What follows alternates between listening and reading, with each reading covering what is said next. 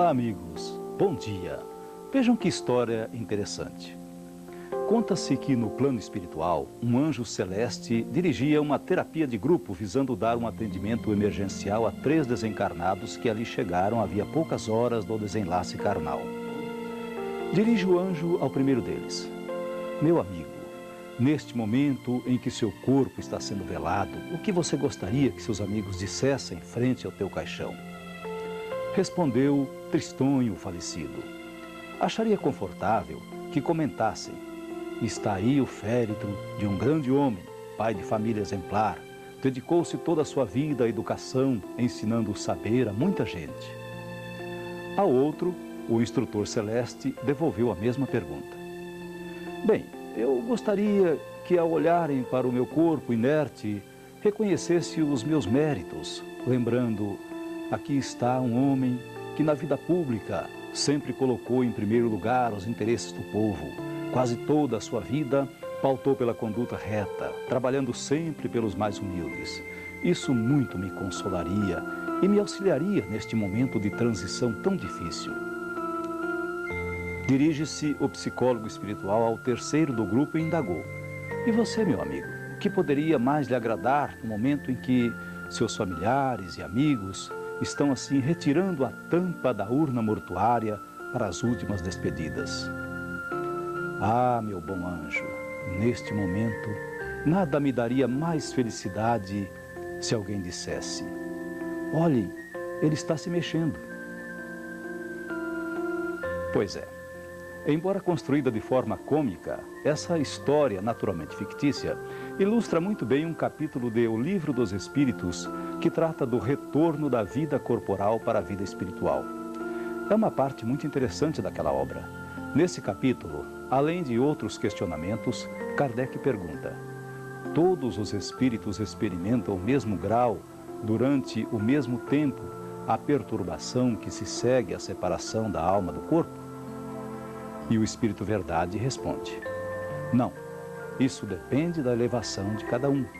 E esclarece que o homem, quanto mais materialista, maior o tempo em que se demora envolvido nas perturbações da vida física.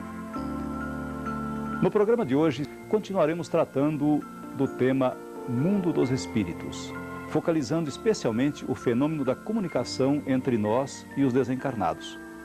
O advogado e diretor administrativo da Federação Espírita de Mato Grosso do Sul estará conosco neste bate-papo. Daqui a pouquinho. Fique com a gente.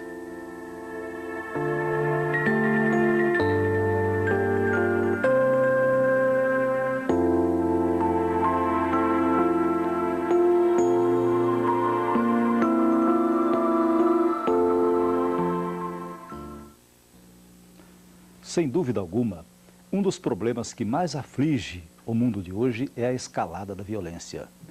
Atitudes dessa natureza se desencadeiam das mais diversas formas e nos mais variados setores do cotidiano de nossas vidas.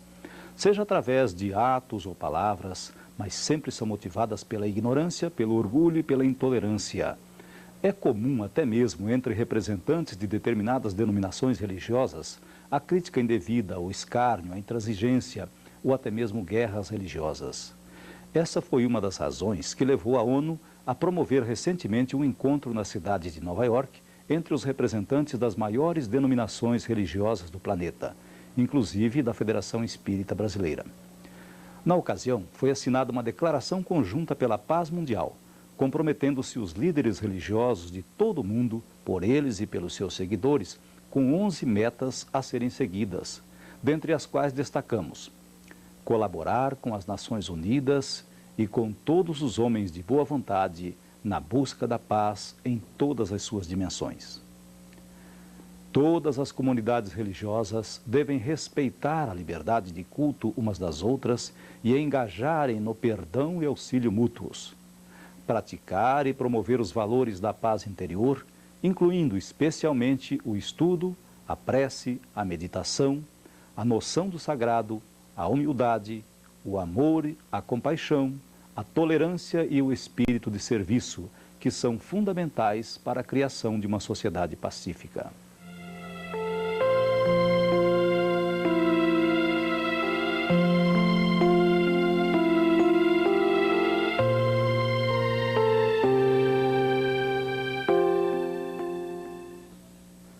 CAPEM garante não apenas a tranquilidade da sua família. Ela também lhe oferece o pecúlio CAPEM para complementar a sua aposentadoria. Mas não é só isso, a CAPEM ainda desenvolve um grande trabalho de assistência social, como a manutenção do Lar Fabiano de Cristo, que assiste hoje a mais de 62 mil pessoas, na sua maioria crianças carentes. A criança desamparada de hoje poderá ser o desajustado social de amanhã.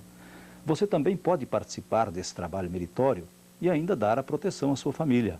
Faça o seguro CAPEM. Ligue 0800 21 30 30, de segunda a sexta no horário comercial. A ligação é gratuita. Se o desespero bater em sua porta, busque o SOS Vida, um atendimento fraterno à sua disposição. A partir das 13 horas, ligue 784-6699.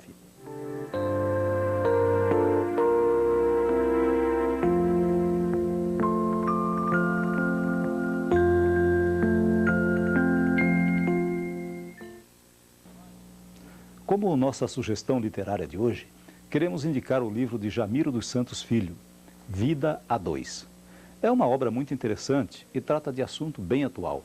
O autor narra episódios do dia a dia na relação entre cônjuges, de forma descontraída, destacando sempre que o casamento, para perdurar, precisa de ajustes simples e cuidados especiais. Os contos de Vida a Dois são de leitura agradável e servem de embasamento para a construção de um verdadeiro lar fraterno e cristão.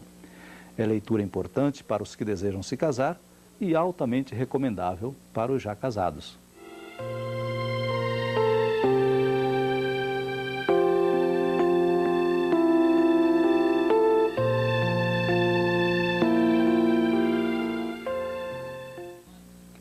Como pode alguém que já morreu voltar a se comunicar conosco?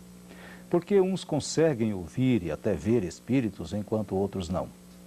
Afinal, como funciona essa comunicação? As religiões, em geral, sempre têm se ocupado desse tema. Algumas delas preferem não se aprofundar na questão e logo rotulam os comunicantes do outro lado da vida de demônios e tratam desde logo de procurar impedir que a manifestação se realize. Porém, um fato é inegável. Seja qual for a denominação que se lhes atribui, eles se manifestam. Mas como o Espiritismo analisa esse fato? Para falar sobre o assunto, dando continuidade ao debate sobre o tema Mundo dos Espíritos que iniciamos no sábado passado, está aqui conosco o nosso convidado, Ademar Vaz de Moura. O Moura, como é conhecido de todos. Ele é diretor administrativo da Federação Espírita de Mato Grosso do Sul. Moura, que requisitos são necessários para se estabelecer uma comunicação com os espíritos? Precisa, sim, de alguma preparação, algum ritual, pessoas especializadas? Pode-se evocar determinado espírito ou tem que se aguardar a espontaneidade de quem quer, ou quem puder, ou quem estiver autorizado a se comunicar? O Espiritismo nos solicita que toda abordagem do mundo espiritual seja feita em bases de elevação de propósitos, em bases de seriedade, não é? Buscando um sentimento elevado, porque estaremos diante de situações inusuais, situações onde evocamos o próprio poder divino em nosso benefício. Então, a preparação será sempre nesse sentido do melhor sentimento, o melhor das intenções. Agora, não é necessário nenhuma especialização. A boa vontade, a sinceridade nos qualifica para exercitar essa tarefa. Agora, quanto a evocar espíritos, nada há que impeça de fazê-lo, mas devemos lembrar os melhores instrutores dessas práticas que a iniciativa cabe sempre ao mundo espiritual, de sorte que nós fazemos pedir e eles respondem segundo sua conveniência. Devemos lembrar que um espírito poderá não querer manifestar-se ou estar impossibilitado de fazê-lo, até mesmo porque já tenha reencarnado. E ainda devemos também lembrar a conveniência, a autorização de Deus para que ele venha ou não. Então, podemos evocar nominalmente, mas a melhor posição, a melhor postura será sempre de aguardar a espontaneidade dessas manifestações. Mas existe do lado de lá, vamos dizer assim, agora analisando o aspecto do lado da espiritualidade, Há algum requisito para o espírito também se candidatar a vir a nos dar essa comunicação, a nos trazer a mensagem dele? É preciso que ele faça algum curso, que ele tenha alguma preparação também para isso? Ou simplesmente é um critério da espiritualidade superior? Esse assunto está ligado à temática geral das comunicações. E para que se realize, há necessidade de ter os meios.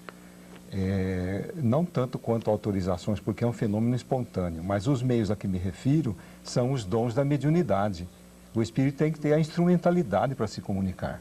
Então ele vai buscar os meios que estiverem ao seu alcance, sejam médiuns espontâneos, naturais, ou médiuns preparados, elaborados e intencionalmente postos a essa finalidade.